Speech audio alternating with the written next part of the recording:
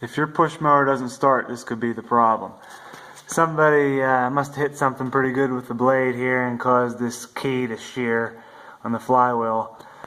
So what I have to do now is tap both of these holes here with a 1/4-20 tap, and then I'm going to use a puller to pull this flywheel off. So I'll put this on here, run bolts down in those holes, and I'll pop this flywheel off and replace the key.